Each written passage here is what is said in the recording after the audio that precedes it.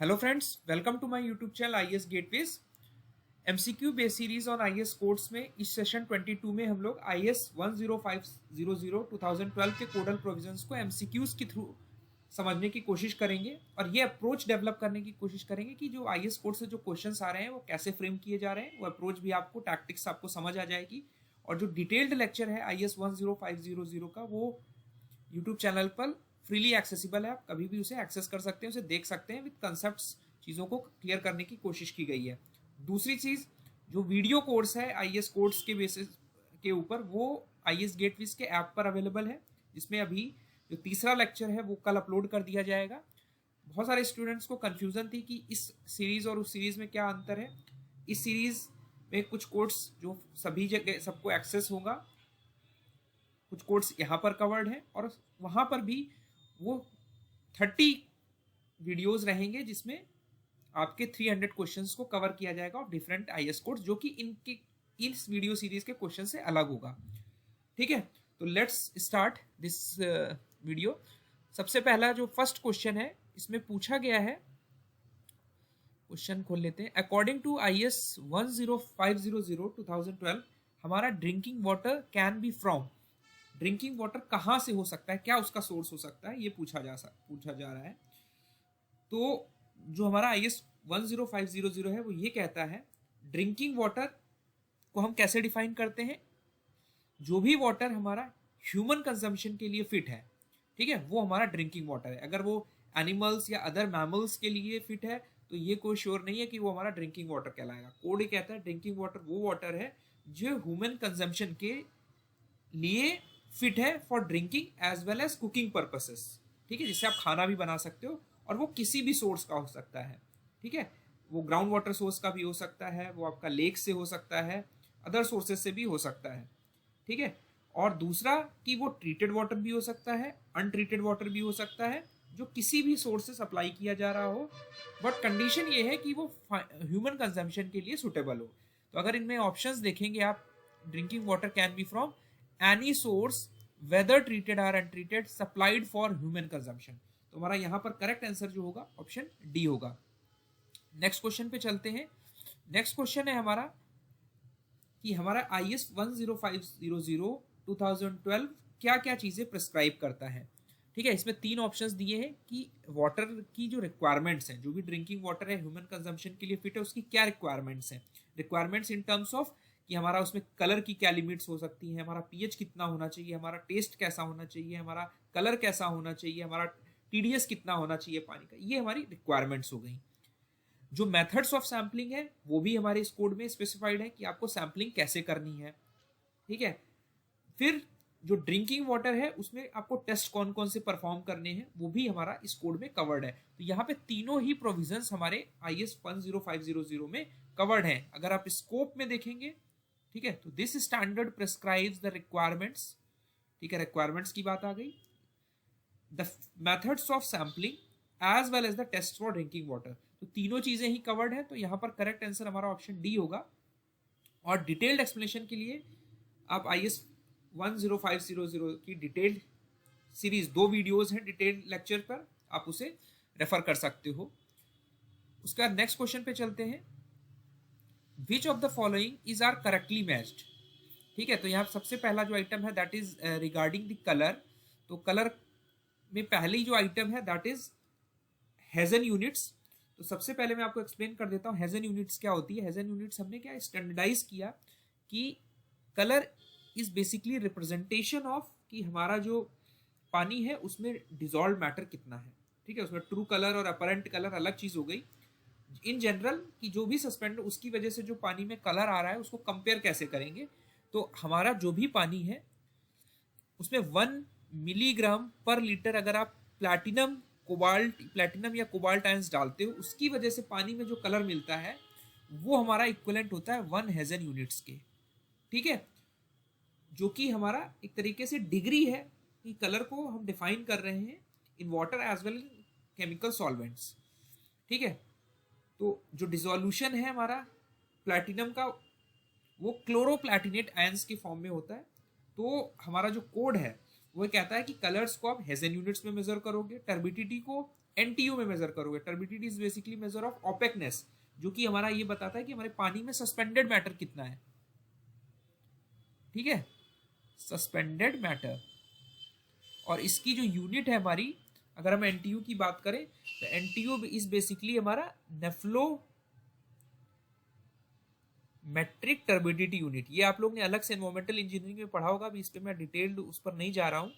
तो NTU is basically unit of the turbidity. और total dissolved solids हमारे पानी में कितने हैं, ये हम कंसंट्रेशन के फॉर्म में मेजर करते हैं कि कितने वॉल्यूम में हमारा कितना सॉलिड्स प्रेजेंट है, मिलीग्राम पर लीटर। तो अगर हम यहाँ पर ऑप्शन देखें तो हमारे तीनों ही ऑप्शन यहाँ पर करेक्ट लग रहे हैं। इसमें हमारा पहला है कलर हेजन यूनिट्स में मेजर करते हैं, टर्बिडिटी एनटीयू में मेजर करते हैं, और total dissolved solids milligram per litre में मेजर करते हैं। तो यहाँ पे करेक्ट आंसर हमारा ऑप्शन डी हो जाएगा। उसके बाद नेक्स्ट क्वेश्चन पे चलते हैं। एज पर IS 10500 जो हमारा परमिसिबल लिमिट है कलर का इन the absence of alternate source of drinking water. Detail lecture series में मैंने आपको एक्सप्लेन किया था कि मान लीजिए आप ऐसी लोकेशन पर हैं जहां पर आपके पास सोर्स जो है केवल एक लेक है पानी का। ठीक है, स्पेशली जो हमारी एरिड रीजन्स है वहां पे लिमिटेड सोर्स ऑफ वाटर होते हैं, वहां पे कोई और अल्टरनेट सोर्स अवेलेबल नहीं है। तो कोड ये कहता है उस केस में आपके पास दो लिमिट्स हैं। एक लिमिट्स होगी एक्सेप्टेबल लिमिट होगी जो नॉर्मल रिक्वायरमेंट के लिए है, अगर आपके पास मल्टीपल सोर्सेज अवेलेबल हैं पानी के, there is no such scarcity of water. दूसरा कि आपकी परमिसिबल लिमिट्स उस केस में कि अगर हमारे पास alternate source of water available नहीं है, alternate source of water is not available. ठीक है, in absence of alternate source. तो कलर मान लीजिए इस यही सिर्फ हमारा यही लेक अवेलेबल था, तो वहां से जो पानी निकल रहा है उसमें अगर हमारी परमिसिबल कलर की लिमिट पूछी जाएंगी तो हम यहाँ पर 15 हेजन यूनिट्स तक अलाउ करते हैं। बस कंडीशन ये है कि उसकी वजह से इसमें कोई टॉक्सिक सब्सटेंसेस ना हो, क्योंकि colour is basically indication of the dissolved matter. ठीक है, तो ऐसा ना हो कि उसमें टॉक्सिक सब्सटेंसेस जो है वो आपके हैं और आप परमिट कर दे रहे हो उनको। और जो हमारी नॉर्मल लिमिट है वो हमारी 5 हेजन यूनिट्स है। तो जैसे ये आप देख पा रहे हैं यहाँ पर हमारे IS 500 ने जो हमारी कलर की जो रिक्वायरमेंट दी है वो 5 मिलीग्राम पर लीटर दी है, 5 हेजन यूनिट्स दी हुई है, और यहाँ पर in the absence of alternate source 15 Hazen units दी हुई है। और जो मेथड ऑफ टेस्ट है वो IS 3025 पार्ट 4 के अकॉर्डिंग हम कलर का टेस्ट करते हैं, और हम 15 तक तभी एक्सटेंड करेंगे अगर हमारा टॉक्सिक सब्सटेंसेस सस्पेक्टेड नहीं है उस अल्टरनेट सोर्स में, अदरवाइज वो अल्टरनेट सोर्स भी हमारा रिजेक्ट हो जाएगा। ठीक है, तो यहाँ पे जो करेक्ट आंसर है वो हमारा हो जाएगा 15 हेजन यूनिट्स। इसके बाद नेक्स्ट क्वेश्चन पे चलते हैं।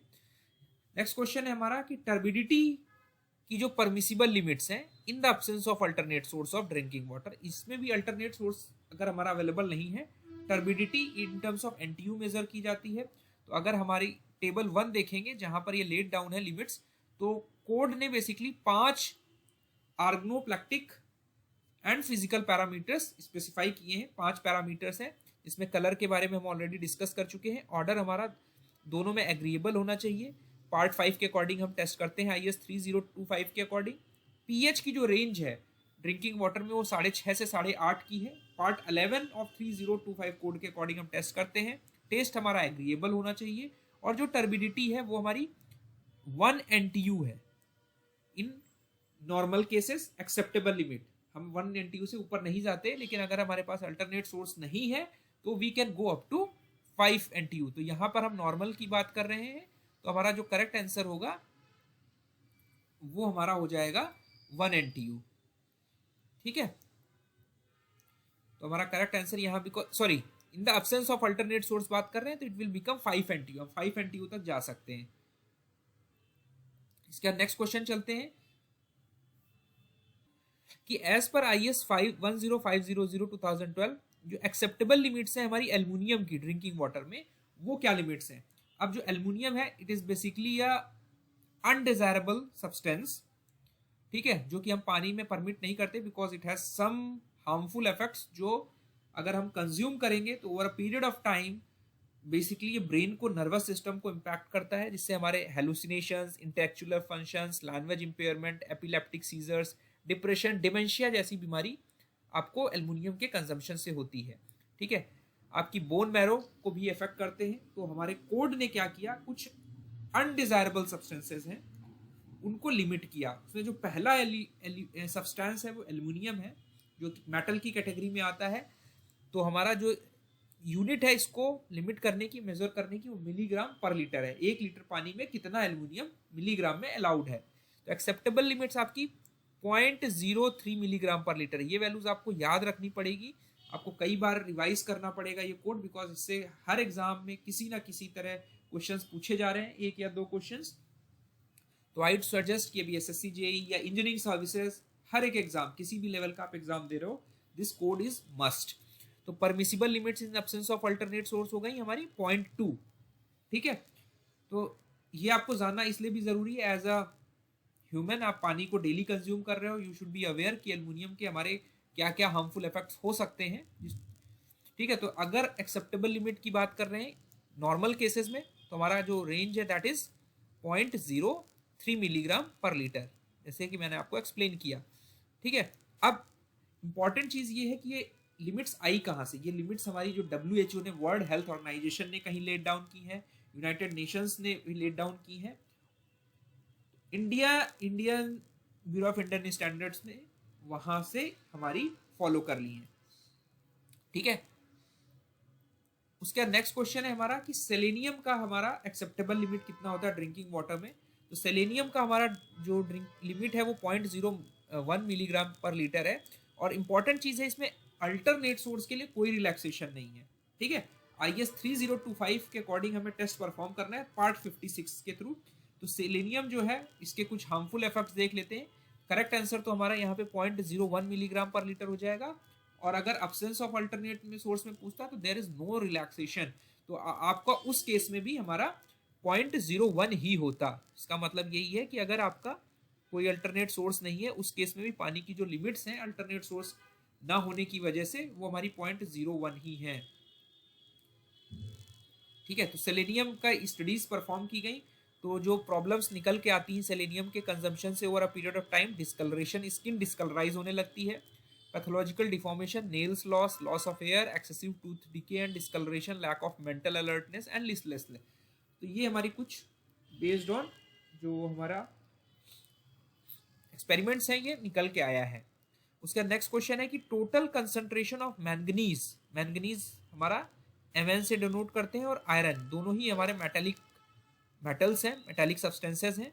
इन दोनों का कॉम्बिनेशन में हमारी मैक्सिमम लिमिट कितनी स्पेसिफाई है। अगर हमारे पानी में आयरन और मैंगनीज दोनों ही हैं, तो कोड ये कहता है कि दोनों की लिमिट मिला के, इंडिविजुअली तब नहीं देखोगे आप, इंडिविजुअली तो आपको देखना ही है, दोनों को मिला के दोनों की लिमिट्स 0.3 मिलीग्राम पर लीटर से ज़्यादा नहीं होनी चाहिए। और अगर हम इंडिविजुअली बात करें तो मैंगनीज की जो इंडिविजुअल लिमिट है वो नॉर्मल केसेस में maximum permissible limit 0.1 milligram per litre है, और अल्टरनेट सोर्स जब नहीं होगा तो it can go up to 0.3 milligram per litre. ठीक है, और यहाँ पर जो हम लोग ने क्वेश्चन फ्रेम किया है वो यहाँ से किया है, total concentration of manganese and iron shall not exceed 0.3 milligram per litre. और मैग्नीशियम की भी यहाँ पे मैंने दिखाई हुई है, मैग्नीशियम की नॉर्मल केसेस में 30 मिलीग्राम पर लीटर रहती है, और it can go up to 100 milligram per litre. तो ये इंपॉर्टेंट एस्पेक्ट है, आप ध्यान रखेंगे। उसका नेक्स्ट क्वेश्चन है कि एज पर हमारा 10500 जो हमारा सल्फाइड का जो मैक्सिमम एक्सेप्टेबल लिमिट है वो कितना है। तो कोड ये कहता है कि सल्फाइड, जिसको हम H2S फॉर्म में, ये आपका ऑर्डर से आपको इसकी जो स्मेल ऐसी होती है कि आप इसको डिटेक्ट कर सकते हो।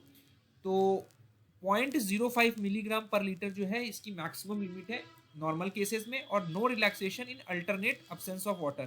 तो इसको भी 0.05 मिलीग्राम पर लीटर रख लेंगे। इसकी जो लिमिट है हमारी हो जाएगी ऑप्शन डी। तो IS 3025 पार्ट 29 के अकॉर्डिंग आप इसको फॉलो कर सकते हो।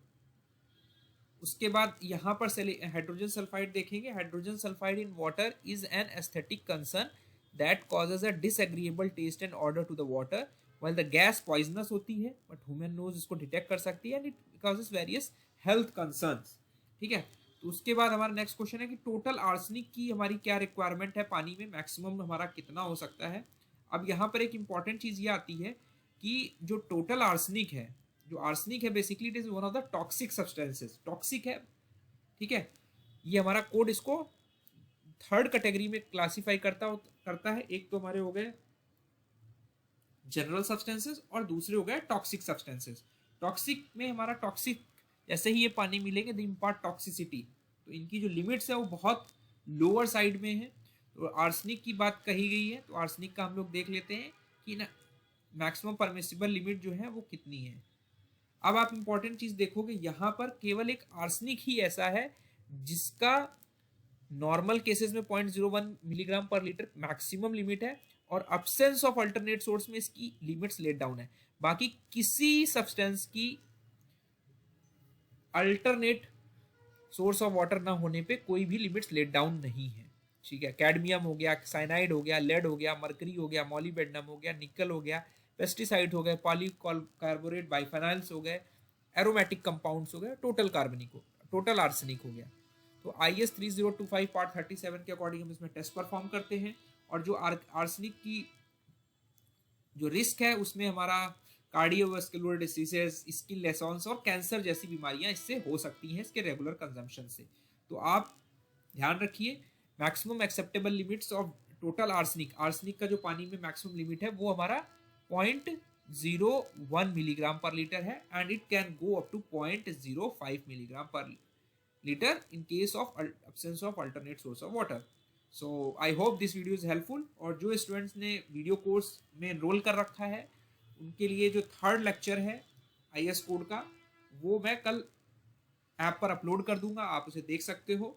So thank you and all the best. अपना फीडबैक जरूर शेयर करें जो भी वीडियो स्टूडेंट को देख रहे हैं। Thank you.